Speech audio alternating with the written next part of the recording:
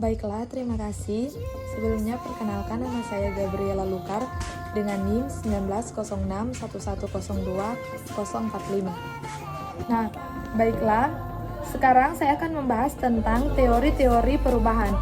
Nah, teori perubahan yang pertama yaitu teori Kurt Lewin.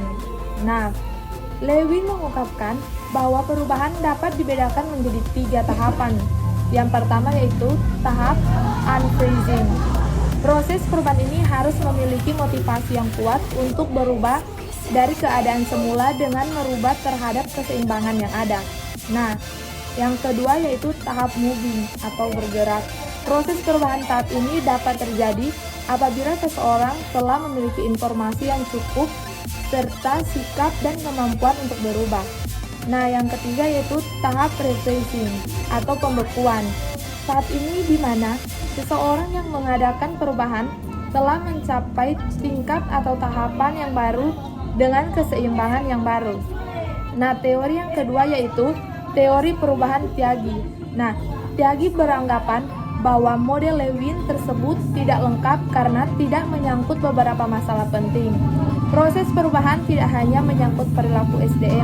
Beberapa komponen sistem dalam proses perubahan dimulai dengan yang pertama, adanya kekuasaan untuk melakukan perubahan. Yang kedua, mengenal dan mendefinisikan masalah. Yang ketiga, proses penyelesaian masalah. Dan yang keempat, mengimplementasikan perubahan. Serta yang kelima, mengukur, mengevaluasi, dan mengontrol hasilnya. Nah, teori yang ketiga, teori motivasi dari Beckhart dan Harris. Teori motivasi merumuskan bahwa perubahan akan terjadi kalau terpenuhi syarat-syarat berikut. Nah, syarat yang pertama, manfaat biaya, manfaat yang diperoleh lebih besar akibat adanya perubahan.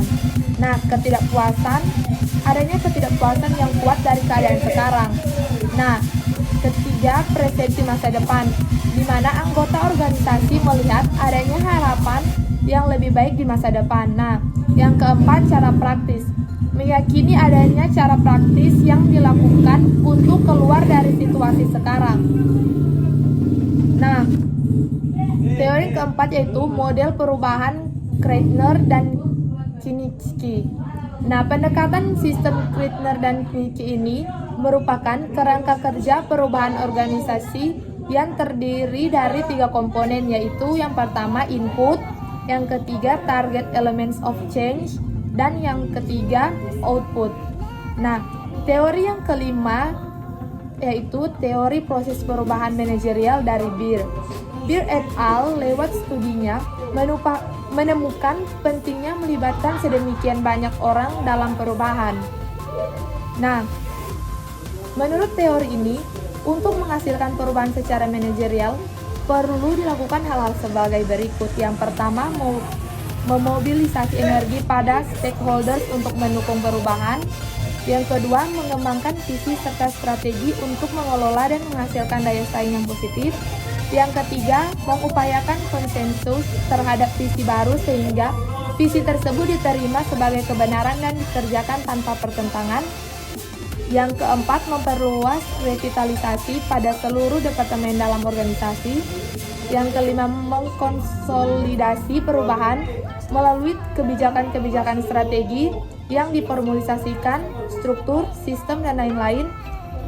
Dan yang keenam, memantau atau monitor terus kegiatan. Nah, kita masuk ke teori yang keenam yaitu teori organizational development dalam perubahan. Dalam teori ini merupakan teori yang menyentuh 2 kategori yang berinteraksi, yaitu manusia dan teknologi. Di mana manusia adalah elemen yang melakukan proses organisasi seperti komunikasi, pengambilan keputusan, dan pemecahan masalah. Nah, sedangkan teknologi elemen yang mempengaruhi struktur organisasi seperti desain pekerjaan, model kerja, dan desain organisasi. Nah, teori yang ketujuh yaitu teori perubahan alfa, beta, dan gamma.